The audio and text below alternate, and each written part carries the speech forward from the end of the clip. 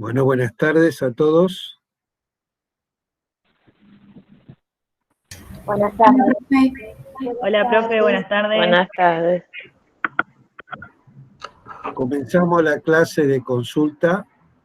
Por favor, hablen de a uno. Si no están en cámara, traten de los que en el momento que quieren hablar, de levantar la mano para no hacer que estemos hablando todos juntos. El Grid View de Google Meet permite que yo pueda ver la persona que habla. Así que cuando deseen, comiencen con la consulta.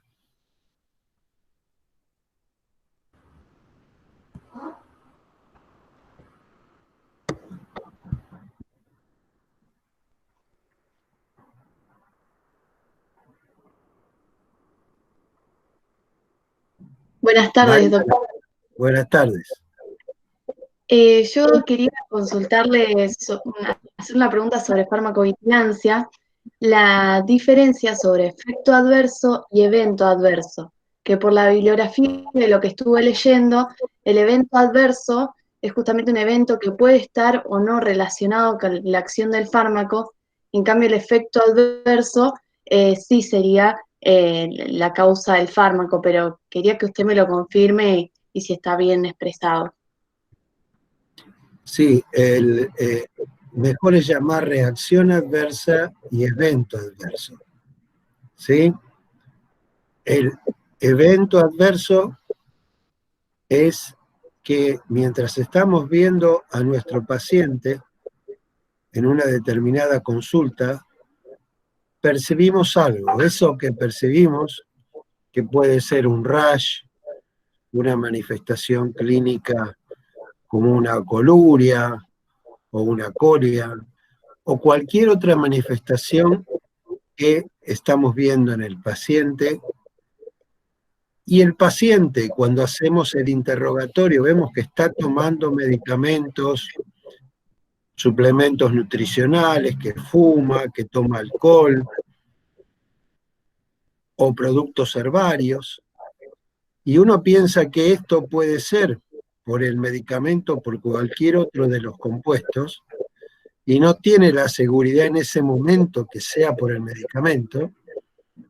En ese caso estoy frente a un evento adverso, que es un evento no deseado que ocurre temporalmente asociado en un paciente tratado con un medicamento, aunque no esté causalmente relacionado con el fármaco. Puede estarlo o no.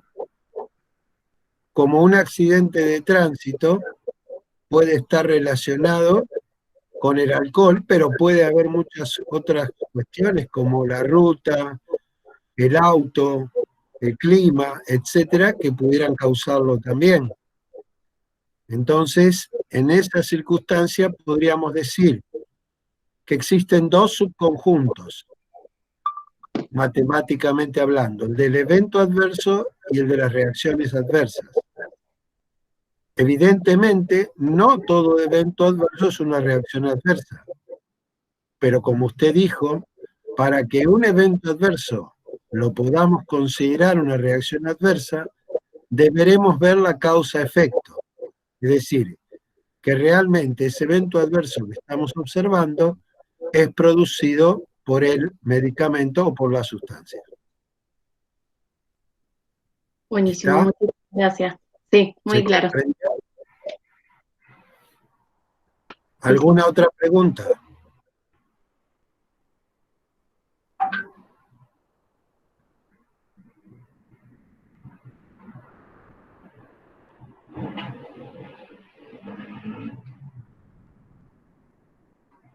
¿Los escucho?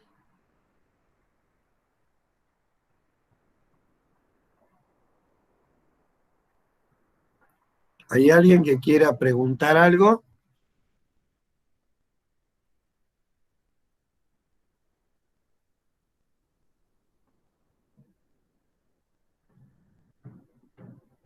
Esta reunión está pedida por ustedes y es el momento de preguntar ahora. Así que, por favor, participen, interactúen conmigo y díganme cuáles son sus dudas.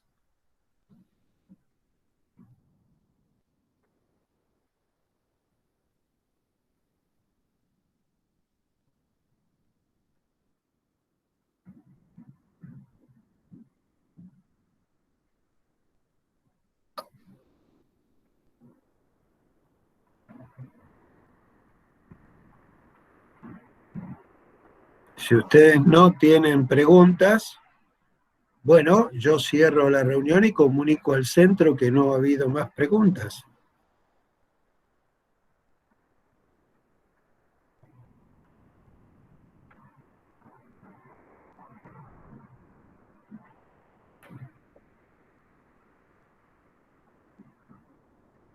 Doctor, si no hay que preguntar, yo también tengo otra duda. Es raro, María Belén, porque convocan ustedes la reunión para que yo pueda orientarlos y no preguntan. El viernes vamos a hacer una para injuria. Entonces, el momento de preguntar cuándo es, no en el examen, en este momento, ¿verdad? La consulta y las dudas que tengan. Así que yo estoy a todo oídos y he dedicado todo el tiempo que se necesiten para esta reunión. Así que bueno, la escucho, dígame, María. Respecto a las fases de investigación, las fases clínicas de 1 a 4, cuando se va a producir un fármaco, ¿de qué bibliografía? Yo vi que había diferencias en cuanto a la cantidad de pacientes que se necesitan, o sea, en realidad voluntarios, porque en una parte son voluntarios sanos y en otra enfermos, y vi diferencias en distintas bibliografías. ¿Cuál me recomienda usted? Si la de Goodman de la 13ª edición está bien o dónde conviene verlo. Sin duda que el Goodman está bien, ¿verdad? Pero hay un grande que se llama Joan Ramón Laporte, que es un fármaco epidemiólogo español que ha luchado contra estos monstruos de los laboratorios y que ha hecho todo un trabajo acerca de la investigación clínica vinculada con farmacología. Se puede encontrar libre, si lo busca, en Internet. Acuérdese el nombre que yo le estoy diciendo, J.R. Laporte. Buenísimo, lo voy a buscar. Gracias. Ahora, ¿qué es lo esencial para ustedes en relación con esto? Vamos a hablar un poquito de esto. Empecemos a pensar en la realidad que tenemos. La realidad que tenemos es que estamos en la pandemia de COVID. Y a lo mejor uno dice, bueno, estoy pensando en relación con los fármacos, pero también tengo que pensar que la vacuna va a pasar por distintas etapas. Y que esas vacunas, esas etapas que va a pasar, no son diferentes de las que pasa un fármaco. Entonces, por ahí uno escucha que dicen, y esta vacuna está todavía en fase 1, está en fase 2, está en fase 3. ¿Qué quiere decir con eso? ¿Qué quiere decir que hay vacunas que están en fase 1, 2 y otras están en fase 3? Entonces hay que señalar bien que lo que se debe revisar de esto es que vamos a llamar a la primera fase, a la fase 0, la fase experimental o in vitro, donde se va a trabajar con animales o in vitro. Luego tendremos la fase clínica, que será la 1, 2 y 3, y después de la 3 vendrá la fase que el medicamento se comercializa o fase de farmacovigilancia. ¿Qué es lo que yo quisiera, María Belén, que supieran cada uno de ustedes de esto? En primer lugar, ¿cuáles son los objetivos que tiene cada una de las fases? ¿Cuál es el objetivo de la fase 0 y de las 3 fases clínicas? Segundo, ¿qué número en las fases clínicas, qué número de personas participa? Siempre son voluntarios. Pero en la fase 1 generalmente son voluntarios sanos, salvo que se esté estudiando el cáncer, que no le vamos a dar a un voluntario sano una medicación antineoplásica.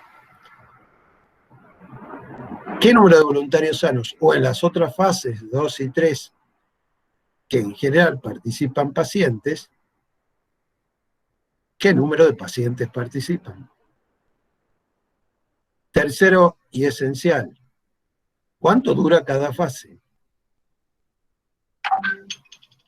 Cuarto, y en relación con esto, ¿qué tipo de estudio se realiza en fase 1 clínica, en fase 2 y en fase 3? ¿Qué significa que un estudio es no controlado, abierto? ¿Qué puede significar también que no sea enmascarado? ¿Qué quiere decir eso? ¿Y por qué la fase 2 y 3 son ensayos clínicos con criterios de inclusión estrictos y exclusión estrictos, y son ensayos clínicos controlados, aleatorizados, a doble ciego, con consentimiento informado? Y el de fase 1 no. ¿Qué se hace en fase 1? ¿Qué se hace en fase 2, 3? Entonces, una vez más, en fase 2 veremos cuáles son los objetivos, qué número de pacientes participa, qué tipo de estudio se hace, cuánto dura, y además conoceremos tanto en la 1 como en la 2 qué tipo de profesional se encarga, o de profesionales, de cada una de estas fases de la investigación, clínica del fármaco. Además, es importante también en fase 3 entender qué hacemos en fase 3, porque ahí surgen los primeros conceptos que tienen que ver con lo que ustedes ya saben. En esa fase 3, ¿qué se termina de determinar en relación con la fase 2? ¿Qué tipo de palabra, qué significa biodisponibilidad? ¿Qué significa interacción medicamentosa? ¿Qué otras cosas se estudian en fase 3? ¿Qué número de pacientes intervienen en esa fase? ¿Qué tipo de estudio se hace? ¿Y cuánto dura la fase 3? ¿Puede acortarse en ciertas situaciones? Cáncer, SIDA, etc. Bien. Todo esto es lo que se debe conocer. Y además, se debe conocer algo básico. ¿Qué es lo esencial de farmacología? Siempre. Y que como médicos no tenemos que olvidarnos. El establecer la relación entre el beneficio que obtenemos con la administración de la sustancia y el riesgo a que exponemos al paciente. Entonces, ¿cuánto nos aporta en ese conocimiento el estudio preclínico de fase 0 y los clínicos, las fases clínicas 1, 2 y 3? Y allí entenderemos por qué es necesaria la farmacovigilancia. Si no entendemos qué valor desde el punto de vista no solo de la eficacia nos puede brindar una fase, digamos, 2-3, y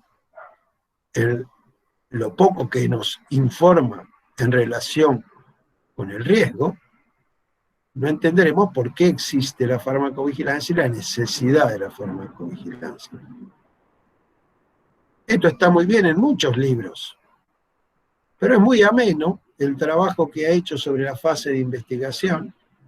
Además, hay una parte general que nos orienta, donde nosotros podemos verlo en Joan Ramón Laporte. Pero también la Catre ha dado como link el libro, el trabajo realizado por Malgor Valsesia de farmacovigilancia, que también puede consultarse esto, el link en el cuaderno de el estudiante. Buenísimo, muchas gracias. ¿Está? Me parece que más que entonces decirle lo mismo que dice Goodman, tengo que señalarle qué es lo que ustedes deberían mínimamente conocer. Dale. ¿Alguna otra pregunta?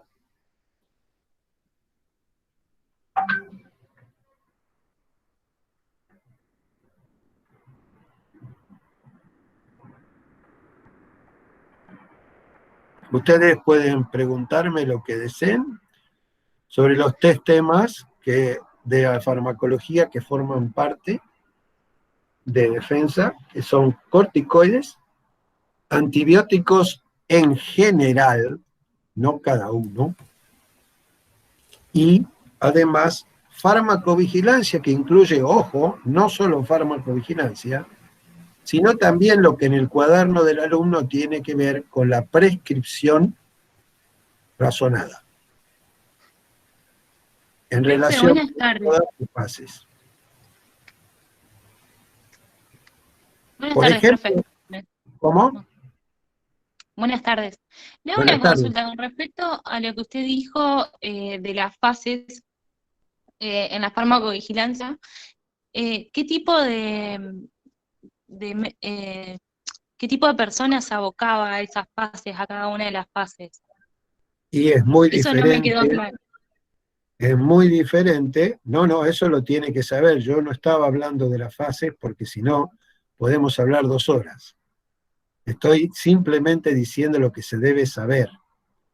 Pero una cosa Claro, esencial es que es muy diferente la población y eso hace que si yo en condiciones ideales de investigación, que significa pocos pacientes, en fase 3 hasta 3.000, que significa una enfermedad clara, no como en la práctica clínica que muchas veces son indefinidas, medios de control de lo que uno está queriendo controlar, si está estudiando un antihipertensivo, medios para controlar la tensión arterial, bien, además de elegirlos, tiene que ver que funcionen bien, o sea, bien controlados. Además, participación de ciertos grupos, pero no de otros. Por ejemplo, niños, ancianos, embarazadas, pacientes con enfermedad complicada. Todos esos no van a poder participar, pero cuando el medicamento esté en el comercio, lo van a utilizar todos. Entonces, tiene no, muchas limitaciones y diferencias. Por eso se sí, dice, sí, perdón. yo me refería a que usted, pensé que habló, o interpreté mal, por eso consulto, de que un tipo de investigador o médico en especial se abocaba a cada una de las fases. Ah, Y eso es lo como que no usted lo tenía, cree. claro, y como no lo tenía anotado después la cantidad de tiempo que Ahora dura, sí, ahora le entiendo, pero no se olvide que yo le voy a preguntar la diferencia entre eficacia clínica sí, y efectividad clínica. Y lo menos que usted tiene que conocer de eso es que la efectividad se va a demostrar recién en la fase 4 de farmacovigilancia, en las condiciones de la práctica clínica que son muy diferentes de las condiciones ideales de investigación del ensayo clínico controlado. Y que un medicamento demuestre que es útil para una determinada patología en las condiciones ideales de investigación de las 3 fases clínicas, no significa que después, cuando el medicamento se comercialice, pueda asegurarse lo mismo. Por eso es claro. necesario por lo menos 7 años que el medicamento esté en el comercio para conocer tanto su utilidad terapéutica como los riesgos que implica su uso. Y los profesionales que usted me pide son los siguientes. En la fase 1 interviene el farmacólogo clínico. En la fase 2, el farmacólogo clínico y el investigador clínico. Y en la fase 3, el investigador clínico. Y en los estudios de fase 4, que se llaman ensayos clínicos controlados, pero ya tienen una característica, son pragmáticos, es decir, participa una población mucho más amplia y heterogénea. Generalmente, en el estudio de fase 2 y 3 se determina la eficacia, ¿no? Sin embargo, en los estudios generalmente que se hacen ya en farmacovigilancia, se determinan algunas otras variables. Por eso es muy importante diferenciar también que no son lo mismo los estudios que se hacen en la fase previa a la comercialización y después. Y en la fase entonces de comercialización, el que participa en los estudios como por ejemplo estos ensayos clínicos que llamamos pragmáticos, es el médico de todos los días. ¿Eso era lo que usted preguntaba? Sí, era eso, profe, porque no me había quedado claro y no lo tenía anotado. Gracias. Bien. ¿Algo más?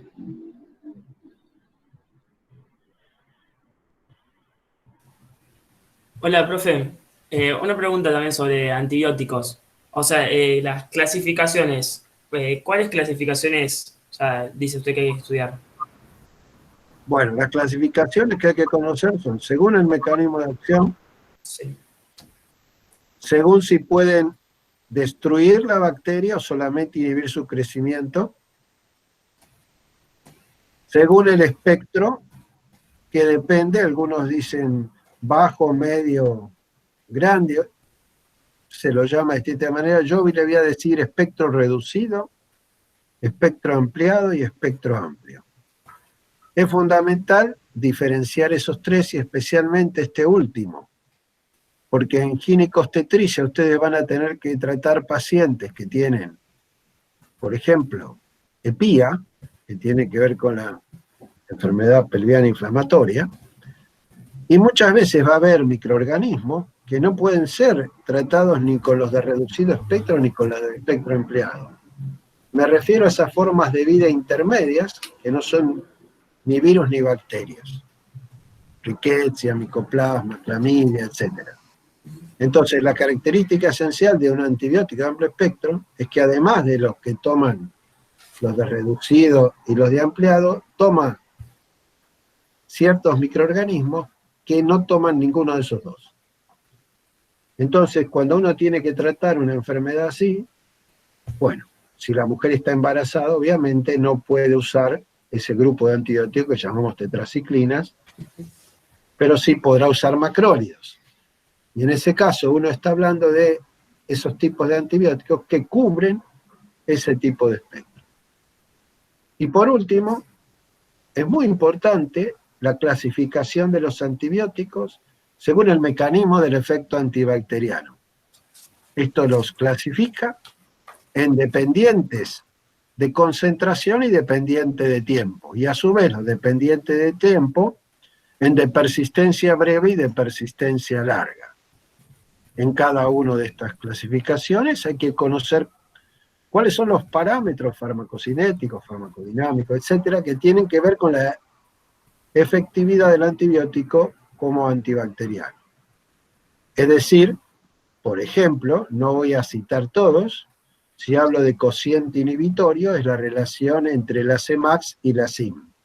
Más adelante, en clínica, ustedes estudiarán cuánto deberá tener de diferencia Cmax sobre Sim para realmente una situación, por ejemplo, en que hablemos de una infección grave o una que no lo sea tanto. Pero aquí deben conocer el concepto de cociente inhibitoria, que es la relación Cmax-Sim. Además, deben conocer que también va a participar en los dependientes de concentración la relación entre el área bajo la curva y la concentración inhibitoria mínima.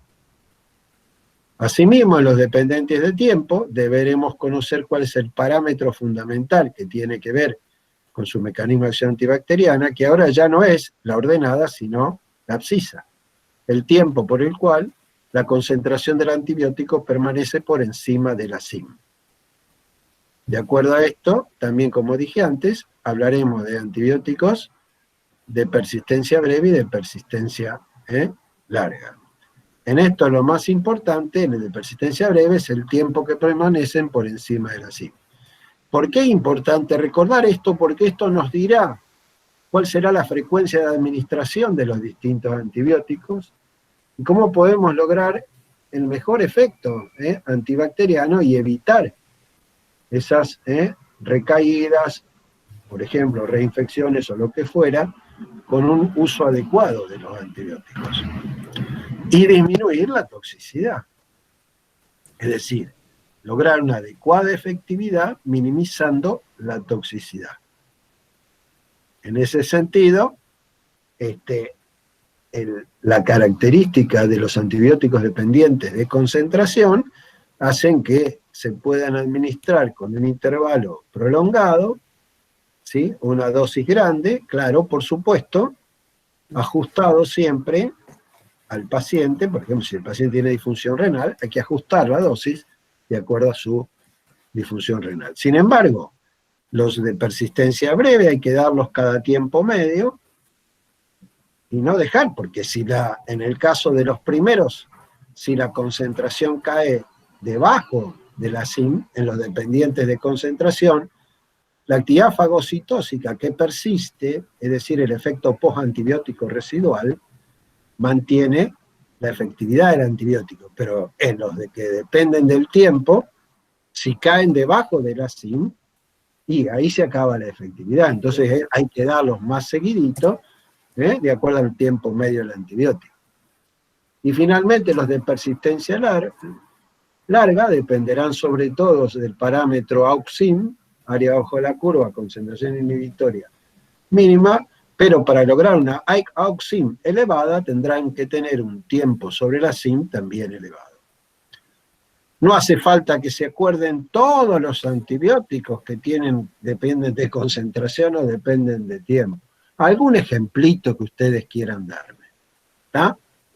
Entonces, esas son las 4 clasificaciones que yo les voy a pedir, y no es importante, por ejemplo, en el mecanismo de acción, que se acuerden de cada antibiótico. Si se acuerdan del mecanismo del grupo, a mí me sirve también, me explico.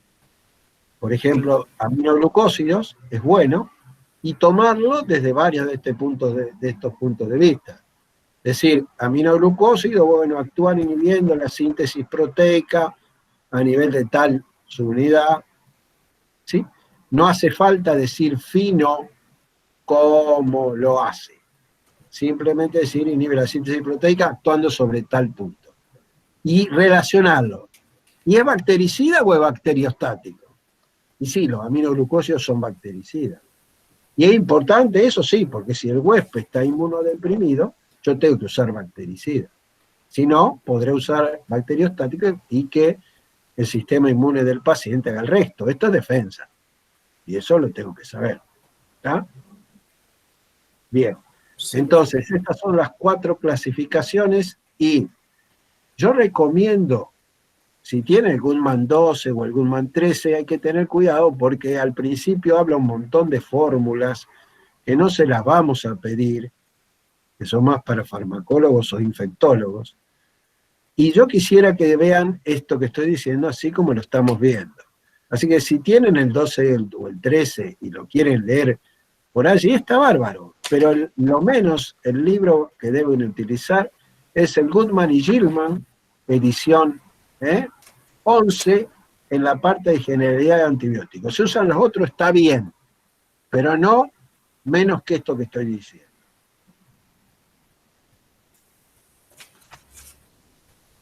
¿Quedó claro? Sí, profe.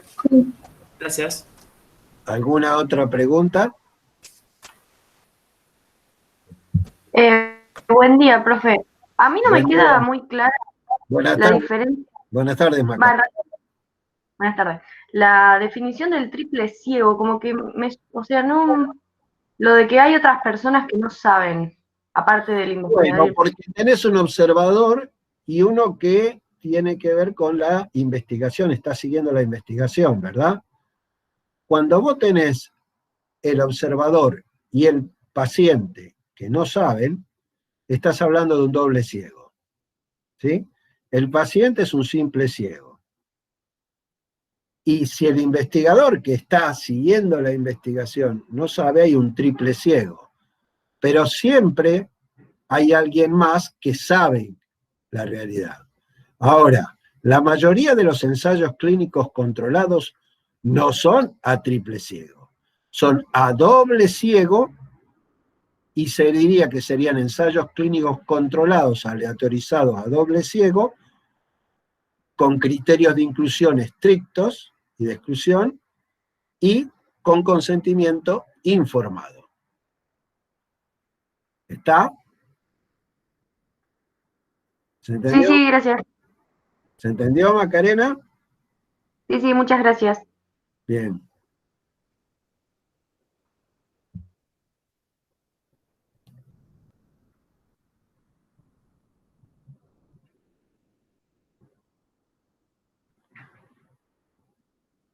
Esto que acabo de decir yo está descrito entonces como en una especie de léxico en el trabajo de Joan Ramón Laporte, para el que lo quiera ver, de investigación clínica, que dije con anterioridad.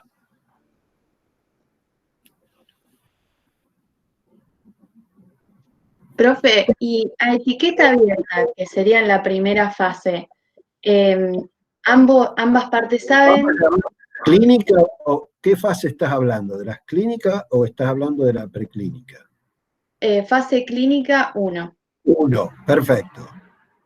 Que ¿Qué bueno, en el Goodman habla de etiqueta abierta y no especifica mucho, pero yo interpreté que sería que Joan Ramón todos. Laporte, sí entiendo, es un estudio abierto. Joan Ramón Laporte dice que esa es una terminología confusa, pero que se refiere a estudios que se realizan sin grupo control, porque siempre ustedes saben que los ensayos clínicos utilizan un grupo control, uno recibe el medicamento y el otro recibe placebo o fármacos de referencia.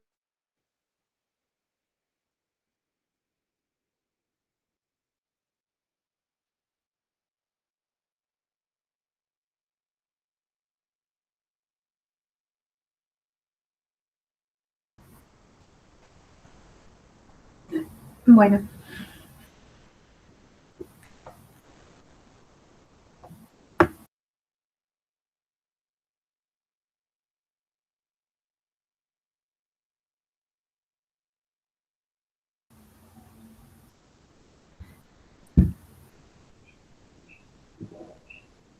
Profe, no se escucha. Activar el sonido. Ese término significa, según Joan Ramón Laporte, que al hablar de estudio abierto se refiere que no tiene grupo control, es decir, a diferencia del ensayo clínico controlado. Pero también dice Joan Ramón Laporte que puede significar que no está enmascarado. ¿Sí? Enmascaramiento es esto de lo que estamos hablando. Sorprendentemente, esto del enmascaramiento también va a sorprender probablemente a los que están grabando en este momento lo que les voy a decir ahora. Nace de una historia que conocemos y que en el grupo del uso racional de medicamentos es un poco la base para el manejo clínico de todo esto, y que tiene que ver con un caballito que se encontraba en Alemania.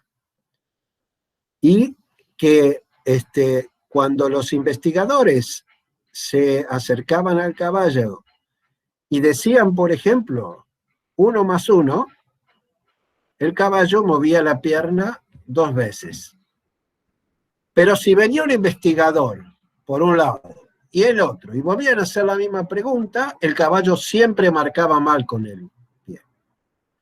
Sabemos todos que un caballo no habla, así que esto tenía que tener alguna razón. Y la razón era que lo que podía detectar el animal era cómo, a través de los gestos, lo que le estaba proponiendo el investigador, es decir, según el gesto que tenía y la forma en que lo decía. Entonces, así como pasa con este caballito, pasa que si nosotros no enmascaramos los estudios y los que reciben el placebo saben que reciben placebo y los que reciben medicamento saben que reciben medicamento, van a responder como se espera. Y eso sesga el estudio y le quita total validez. Entonces, es necesario hacer ese enmascaramiento que no lo considero exento de riesgos, porque imagínense ustedes, y hay que tener mucho cuidado con esto y los placebos, de que no usar siempre placebo, porque si uno tiene que dar el medicamento por vía intravenosa, tiene que dar el placebo por vía intravenosa, y el paciente puede hacer un shock anafiláctico, los placebos no son puros. Además, no es ético cuando yo estudio una variable dura como la morbimortalidad, dice Joan Ramón Laporte. Por eso, estos estudios, bueno, hay que enmascarar cuando se realizan y tiene una indicación precisa el uso de placebo. Ahora, bien, yendo a esto que estamos diciendo, el estudio de fase 1, lo que se hace es en personas, por ejemplo, provenientes de las cárceles, en general, son siempre voluntarios, siempre hay que firmar el consentimiento, ¿verdad?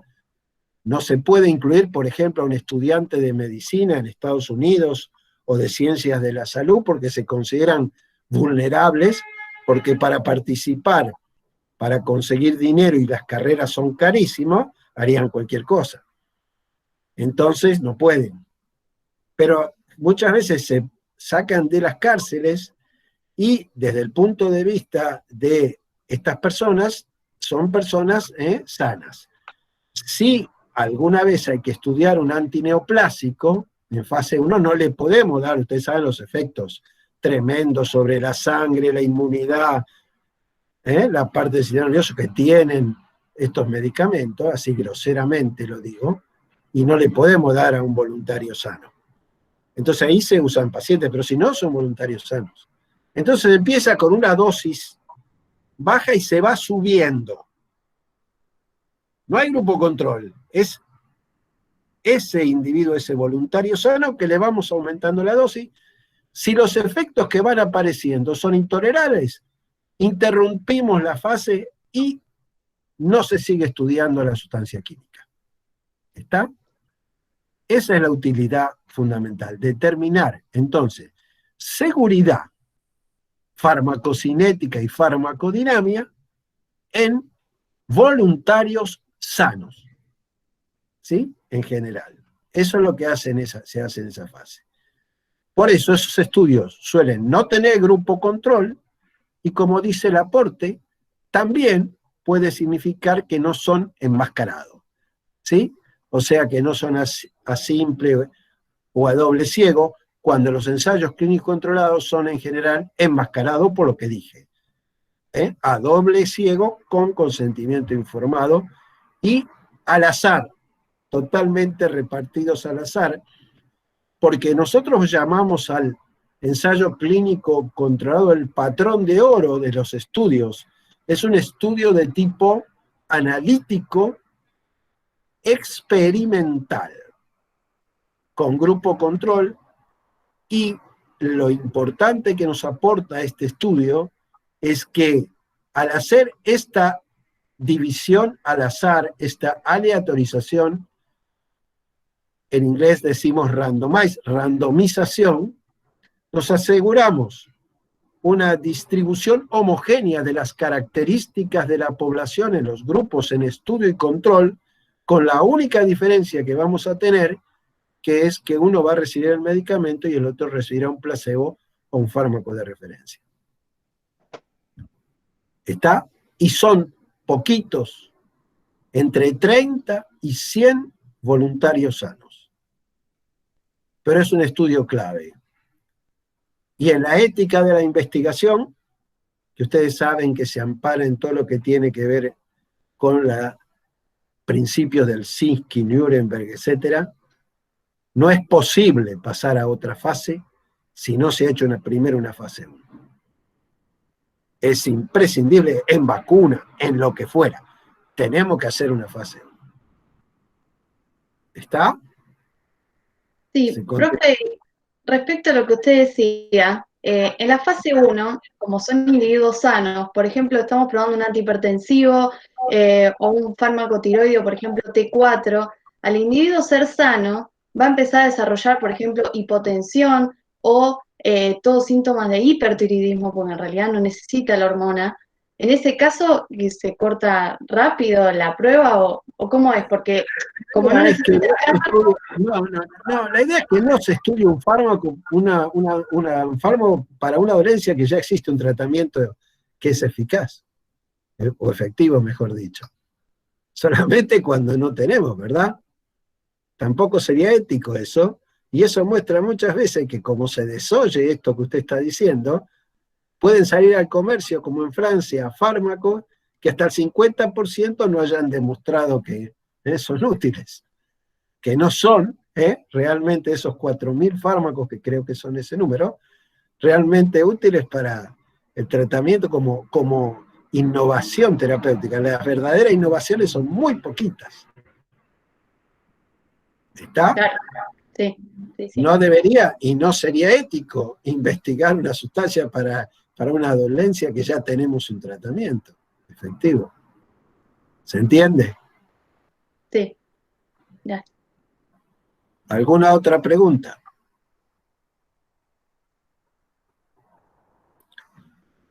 ¿Quieren que mencione un poco de bibliografía para estos temas? No se olviden que el texto principal en prescripción razonada es la guía de la buena prescripción. La guía de la buena prescripción tiene algo que tiene el cuaderno del alumno, que está ampliado y ayuda a entender lo que está en el cuaderno del alumno. En los últimos capítulos se habla de la ventana terapéutica y se habla de las cuestiones que tienen que ver con los cambios que experimenta tanto la curva de concentraciones plasmáticas como los límites de la ventana, se los relaciona con la farmacocinética y con la farmacodinamia, y se exponen distintos casos donde se aplica ese concepto. Voy a mencionar solo uno, y a través de una pregunta que les voy a hacer. Si tengo un paciente diabético, insulino dependiente,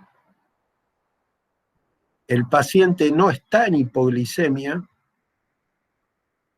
y utilizo un beta bloqueante general.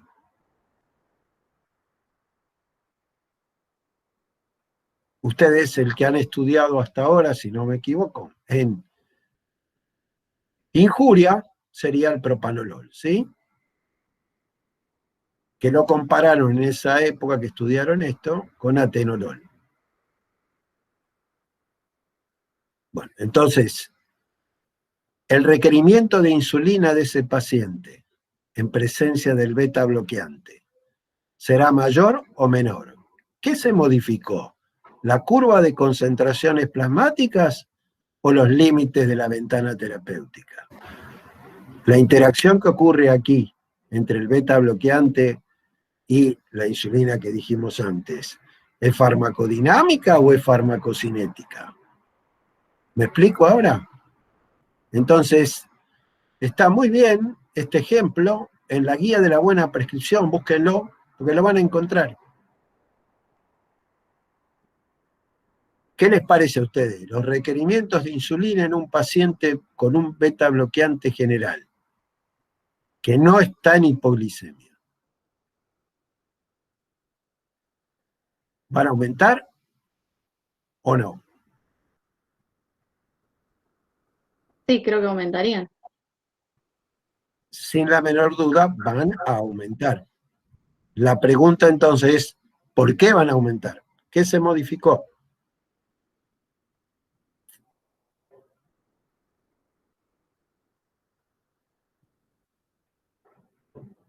Esto está afectando, sin duda, el manejo del paciente desde la farmacología. La dosis te la aprende de memoria en terapéutica, listo, ya está. Ahora acá tenés un paciente con un problema. Va a tener que ajustarla, sí, pero ¿por qué? ¿Por qué tenés que aumentar la dosis? Bueno, entonces, la primera pregunta que hay que hacerse con eso es si afecta la curva de concentraciones plasmáticas o la ventana terapéutica. ¿Qué les parece a ustedes? ¿Se afecta el ADME de la insulina?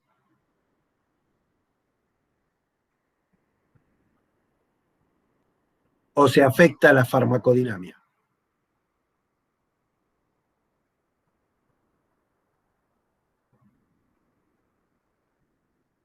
No están siendo evaluados en este momento, pueden decir lo que quieran. Se afecta el ADME. Afecta el ADME. ¿Qué dice otro? A ver. ¿Qué decís vos que afecta? ¿La liberación, la absorción, la distribución, el metabolismo o la excreción?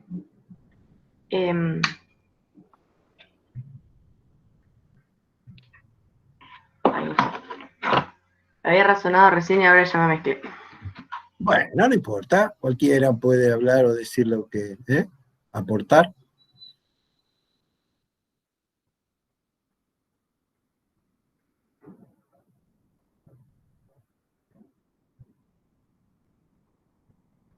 ¿No hay ideas? ¿Por qué un beta bloqueante general puede aumentar la necesidad de dar, puede producir la necesidad de dar más insulina? Si el paciente, repito, no está en hipoglicemia.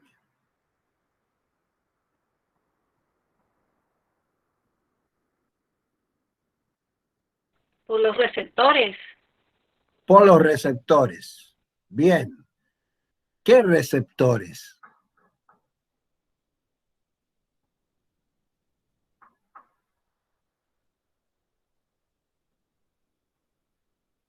¿Dónde están esos receptores?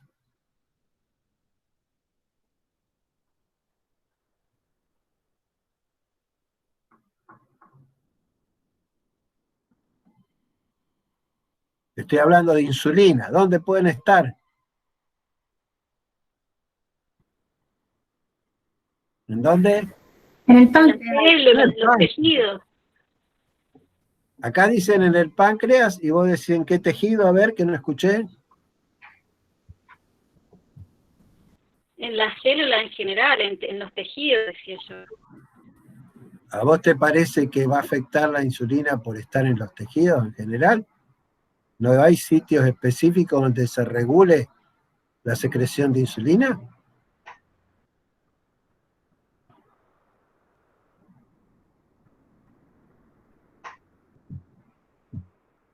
¿Qué te parece lo que dijo tu Por las compañera? células beta. Las células Ah, beta las células, páncreas. entonces en las células beta tienen dos tipos de receptores adrenérgicos, alfa 2 y beta 2. ¿Qué hace el alfa 2 con la liberación de insulina?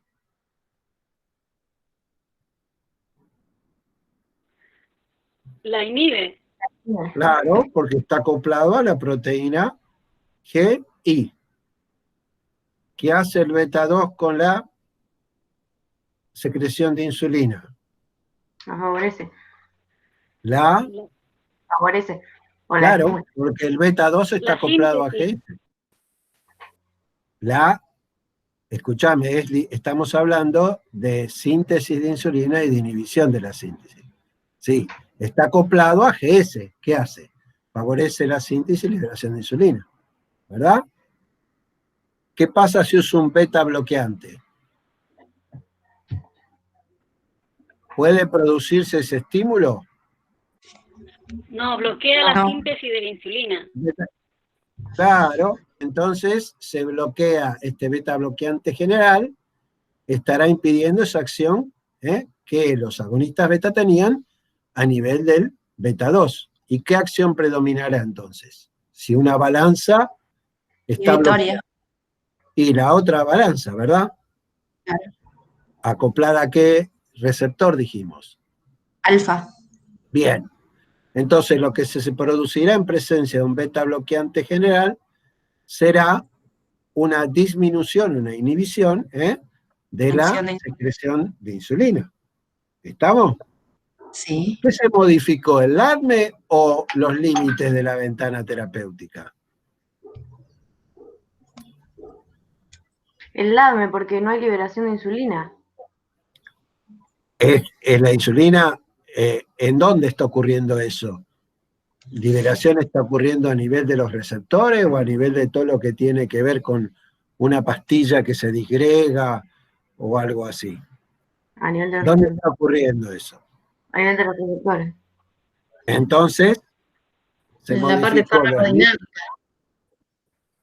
la farmacodinámica. Es decir, se rompió la ventana subió tanto en lo que es su límite superior como también en su límite inferior, rompiéndose, digamos, hacia arriba. La misma concentración ya de insulina no le va a alcanzar al paciente, porque se rompió hacia arriba. Esto se llama resistencia y se produce por un mecanismo de antagonismo competitivo, como mostramos recién. Tiene una causa farmacodinámica y va a obligar, evidentemente, a administrar más insulina. ¿Estamos de acuerdo? Sí. Así que un ejemplo de resistencia sería justamente el antagonismo competitivo. ¿Sí? Y un ejemplo de sensibilidad, o sea, que la ventana ahora se rompe hacia abajo y entonces la misma concentración de la sustancia se vuelve tóxica, es cuando en los pacientes que están siendo tratados con el glucósido digitálico, la digoxina, si tienen diversas patologías como neumonías, fibrosis cardíaca, hipocalemia, etcétera, etcétera, se favorece la producción de arritmias por digoxina. También allí vemos la causa es farmacodinámica. Entonces, no se puede entender las distintas situaciones que hacen que un paciente sea diferente del otro, que una edad sea diferente de la otra, si no entendemos estas cosas. Entonces les recomiendo que no vengan a rendir defensa sin ver la guía de la buena prescripción. No solo desde el punto de vista de las fases de la prescripción, que sería lo más fácil, sino desde esos conceptos donde se encuentran varias cosas muy interesantes, como forma de administración de los medicamentos.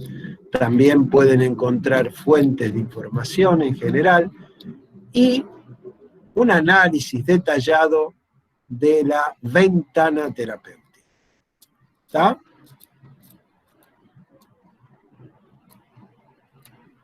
Bien, Sí, eso eran algunas cuestiones que quería enfatizar, porque a veces veo que no recuerdan o no saben ni dónde está la guía de la buena prescripción. La guía de la buena prescripción es la base para defensa en todo lo que tiene que ver con la prescripción razonable. La ventana terapéutica está en el cuaderno del alumno también, y ustedes pueden entenderla mejor y ampliar esa información en los capítulos de la guía de la buena prescripción, que se encuentra libre en Internet. Doctor, usted se refiere a la publicada por la OMS, ¿no? Exacto, exacto. ¿Viste? Vos escuchás muchas veces a los médicos, pero no a los médicos jovencitos, no, hablo de los grandes. Pero que ya sé ese cliché del uso racional, pero los pacientes se siguen muriendo. ¿Por qué? Porque se están viendo cosas como que si es efectiva la sustancia, pero no se toman en cuenta los riesgos, ¿sí? Entonces, hay que saber que sí, una sustancia puede ser efectiva, una penicilina puede servir para tratar determinada infección, pero que si ese paciente es alérgico, le puede producir un shock anafiláctico. Entonces, siempre es tratar de establecer, como lo dice la propia guía de la buena prescripción, la relación entre el beneficio o el riesgo para saber si el remedio no es peor que la enfermedad. Y la guía de la buena prescripción, aún con ejemplos que hoy en día a lo mejor a algunos les van a parecer desactualizados, es interesante para entender todas estas cosas. ¿Algo más?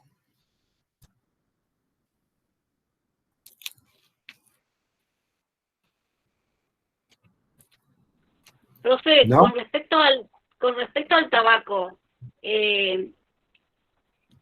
¿sirven los parches? Bueno, el tabaco tiene varias cuestiones y realmente creo que el análisis tendríamos que hacerlo mucho desde la farmacocinética en relación con el chicle, los parches y los nuevos medicamentos. Y el tratamiento del paciente con adicción al cigarrillo no es solo el tipo de preparación que usaremos, que muchas veces se están recomendando la asociación de diversos tipos de preparaciones, sino también tener en cuenta la utilización de un medicamento que se llama vareniclina.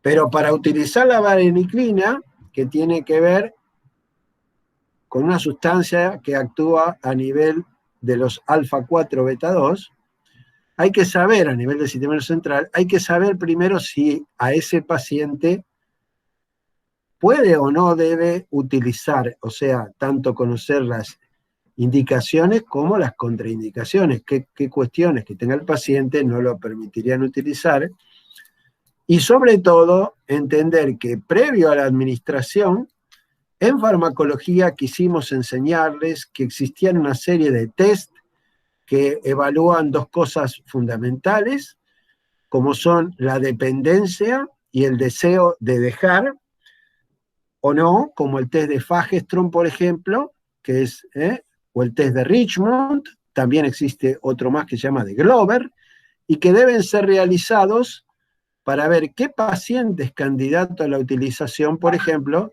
de este tipo de medicación que acabo de decir.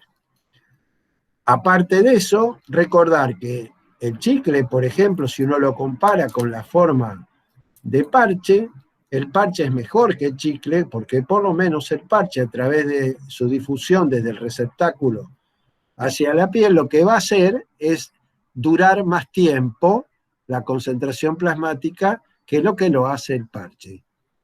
También hay aerosoles y, como dije, no les vamos a pedir terapéutica, solo farmacología, y de acuerdo a la vía que ustedes conocen que ingresa la sustancia, ver cuál sería la mejor forma farmacéutica. ¿Está? Eso se pide sobre todo.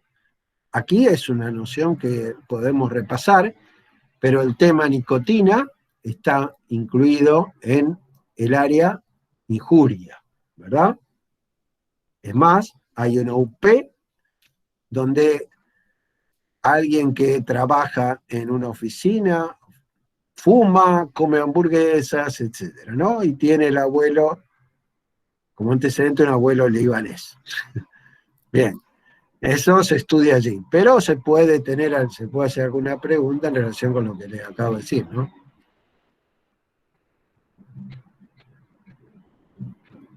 ¿Qué más en relación con defensa?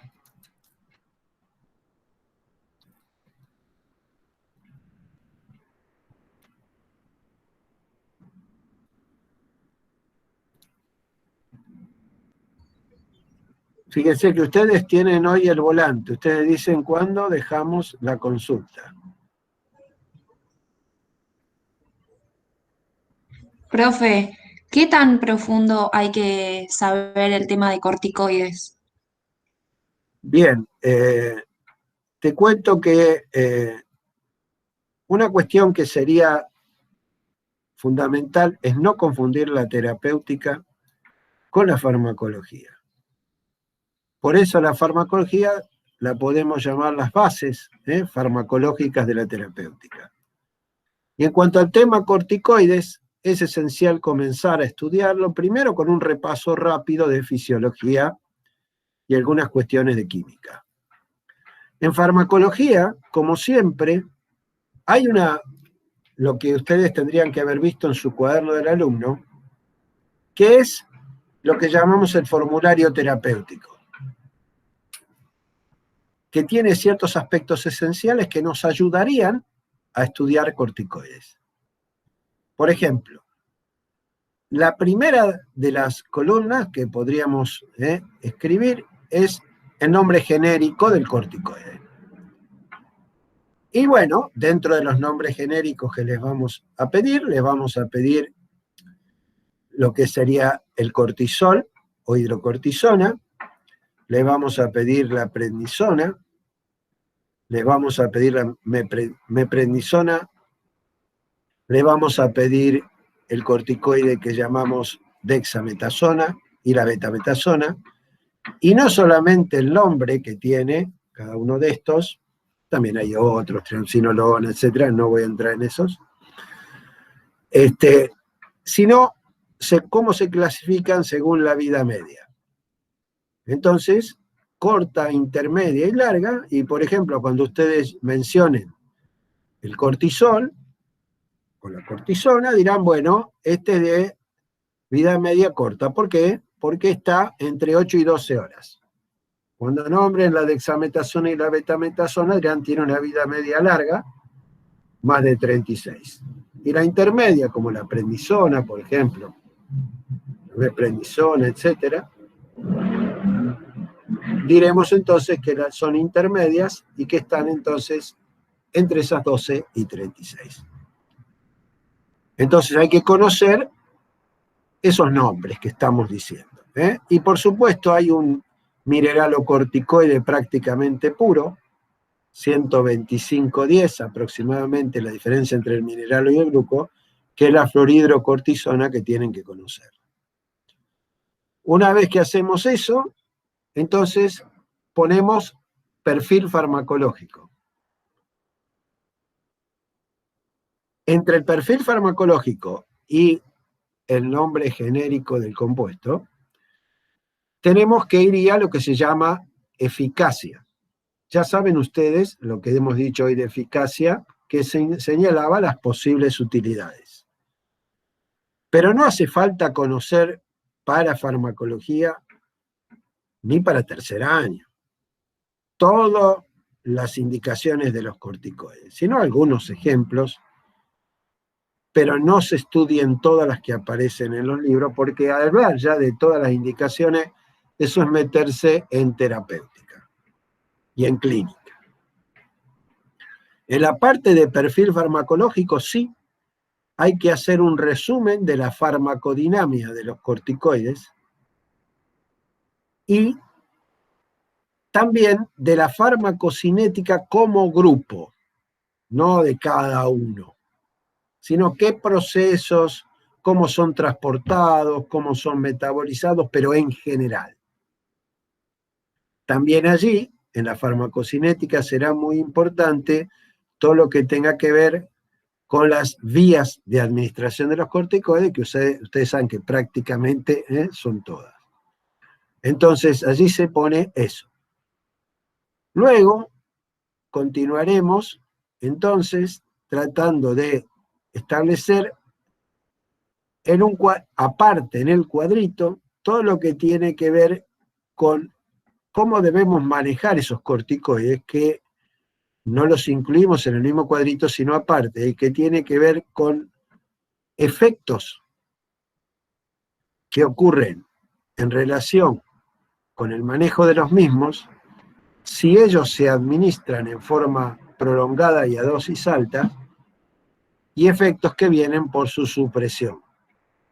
Entonces ahí nosotros estudiaremos en relación con eso hasta cuándo es que puede administrarse un corticoide y suspenderlo de golpe. Si se administra más allá de ese tiempo, y a alta dosis, ¿cuánto demora en recuperarse la glándula suprarrenal? Y cómo, desde la farmacología, podrían implementarse medidas para reducir la principal complicación del tratamiento crónico con corticoides, que es la supresión del eje. Esas medidas pueden resumirse en la administración de una única dosis matinal, la utilización de esquemas en días alternos, usar corticoides de vida media corta o intermedia, y otra cuestión también que puede ser es el gran adelanto que significó en el asma la utilización de corticoides por vía inhalatoria.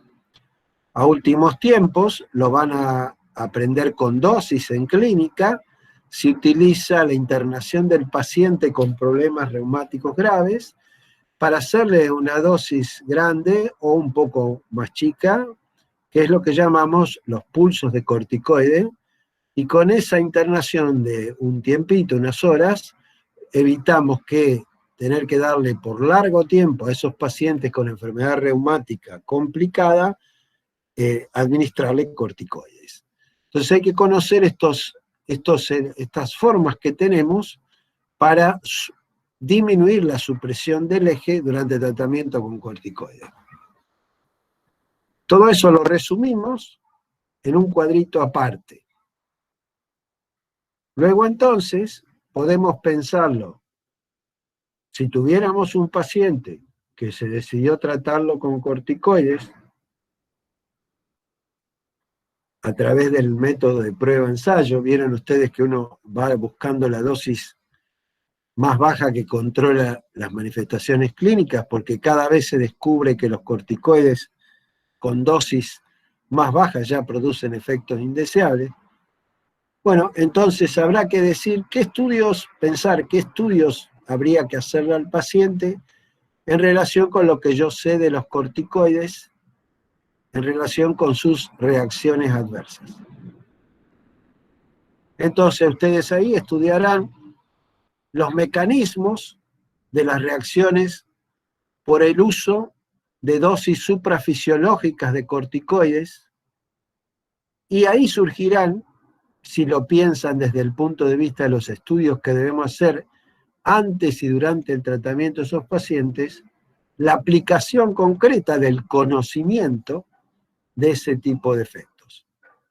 Por ejemplo, saben ustedes que habrá que pedirle al paciente glicemia, habrá que pedirle al paciente una densitometría con DEXA, habrá que pedirle al paciente un recuento de células sanguíneas y de plaquetas, habrá que pedirle al paciente, y bueno, consultas con oftalmología y con cardiología. Todo esto que estoy diciendo, habrá que pesarlo al paciente.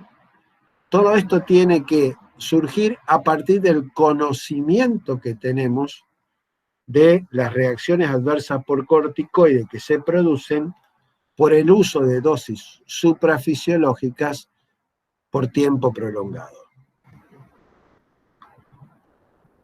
Entre eso está lo que ustedes deben conocer, que es el llamado síndrome de Cushing iatrogénico, porque es producido por el médico y es medicamentoso porque es producido por los corticoides. Aparte de esto, se estudiarán, además de los efectos, las reacciones adversas por el uso de dosis suprafisiológicas, los efectos que devienen de la supresión brusca de los corticoides después de un tratamiento prolongado y en altas dosis, y una supresión brusca. También no es el único efecto, también ocurre el cuadro que tiene que ver simula como un agravamiento de la enfermedad de base, con malestar, fiebre, mialgia, etc. Y también el aumento de la presión intracraniana, llamada pseudotumor cerebral. Entonces, estudiamos primero los efectos por la utilización de dosis suprafisiológicas y estudiamos los efectos por supresión. Esto en el examen me parece esencial. Y una noción, repasando receptores, del mecanismo de acción de los corticoides. Yo les voy a preguntar qué tipos de receptores conocen. Dentro de los receptores, ¿cuál es el que emplean los corticoides? También, dependiendo del caso que esté implicado, si se relaciona con una reacción adversa de los corticoides, les voy a preguntar por qué.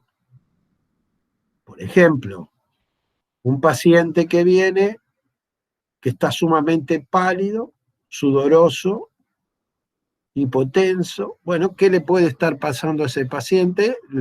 Es uno de los casos que tenemos en las UP, y del análisis de eso surgirá que una de las cuestiones posibles puede ser a lo mejor una hemorragia digestiva. Entonces les preguntaré, ¿y cómo los corticoides pueden provocar una hemorragia y un desenlace como potencialmente fatal? Es decir, veremos a partir del caso que se presenta la aplicación de los conocimientos, de los contenidos que deben conocer de corticoides. Esto es más o menos sumado a un último concepto, que es que fundamentalmente cuáles son las precauciones de los corticoides, cuáles son las contraindicaciones de los corticoides y las interacciones más importantes de los mismos. Esto sería lo que se debe conocer de corticoides. ¿Quedó más o menos claro? Sí. Lo último, precauciones, contraindicaciones, y me faltó uno, indicaciones. Interacciones. Interacciones. Por ejemplo, con anticolinérgicos, ustedes saben que aumenta la presión intraocular y los anticolinérgicos pueden producir estallido del ojo. Sí. Con anticolesterasa en miastenia gravis, con paracetamol, con insulina, ¿sí? E hipoglucemiantes, con otros medicamentos que de alguna manera, por ejemplo, con diuréticos que pierden potasio y a la vez con digital, etcétera, etcétera. O sea, interacciones realmente que sean significativas desde el punto de vista clínico, o sea, que puedan llevar a la internación al paciente o prolongarla o dejarle secuelas o producir efectos muy graves. Ese sería el tema corticoides. Bien. Y con respecto al cuadro de perfil farmacológico, dijimos farmacodinamia de cada uno de ellos y farmacocinética según de los los grupos. corticoides. Ah, bien. Y farmacocinética de los grupos. General, ¿Los grupos los dividimos corticoides. según la vida media? Eso sí, pero Está bien. no hace falta que describas cada uno, ¿sí? Por separado. Sí, no, igual. No, como conjunto. Lo que sí tenías que saber cuáles son las vías de administración. Sí. Y un concepto de injuria que me parece importante retomar. Un paciente está en el hospital y se le administra hidrocortisona por un ataque de asma intravenosa. Se va a su casa y le dan prednisona. ¿Cuál sería la dosis equivalente? Pero no por la dosis, sino que lo que hay que conocer acá para poder establecer la dosis equivalente es repasar el concepto de potencia en farmacología.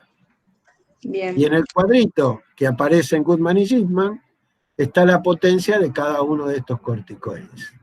Entonces el asunto sería, le dieron 20 miligramos de hidrocortisona. Si se va a la casa y hay que seguir una semana con prednisona, ¿cuánto habría que darle de prednisona? De acuerdo a lo que uno sabe de la definición de potencia y a la potencia relativa de cada uno de estos medicamentos, lo cual nos permite repasar la curva dosis-respuesta graduada y el concepto de potencia. Ok. ¿Algo más? No, por mi parte no. Muchas gracias. De nada, te la merece. ¿Algo más? ¿Alguno otro?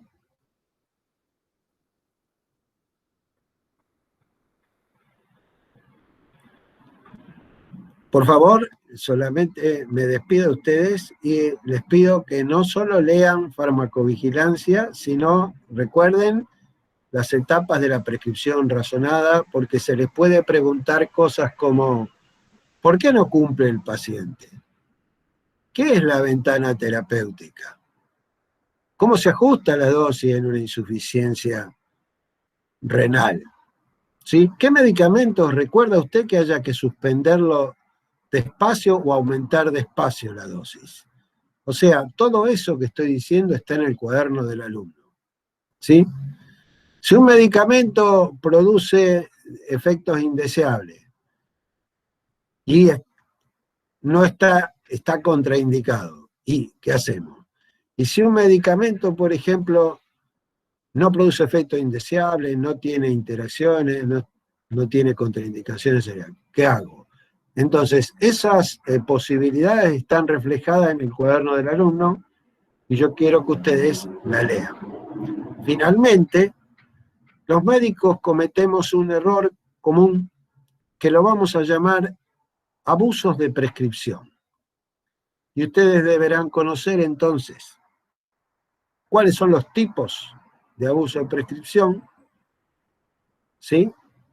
Digamos, la prescripción extravagante, la sobreprescripción, la prescripción incorrecta, la prescripción múltiple y la subprescripción. Entonces, hay que conocer eso, y eso está en el cuaderno del alumno, y en ese caso, una vez que ustedes digan cuáles son las formas, los abusos, un ejemplito utilizando alguna cosa. Por ejemplo, y sí, yo me acuerdo como médico el nombre porque el laboratorio me promocionó el nombre de fábrica y receto eso. Y estoy haciendo entonces una prescripción, ¿no es cierto?, justamente de tipo extravagante. ¿Por qué? Porque existirían medicamentos menos costosos, pero que igualmente podrían tener, digamos, el mismo efecto. Y yo prescribí el de marca. Así, buscando un ejemplo de cada una de estas situaciones y recordando cómo se clasifica la prescripción. Los abusos de prescripción que lo tienen entonces en su cuaderno del alumno.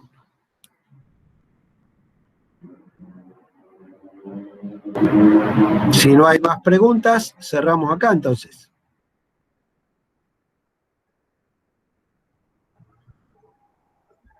Bueno, los saludo a todos. Bueno, gracias, profe. Gracias. Muchas tardes. Hasta luego.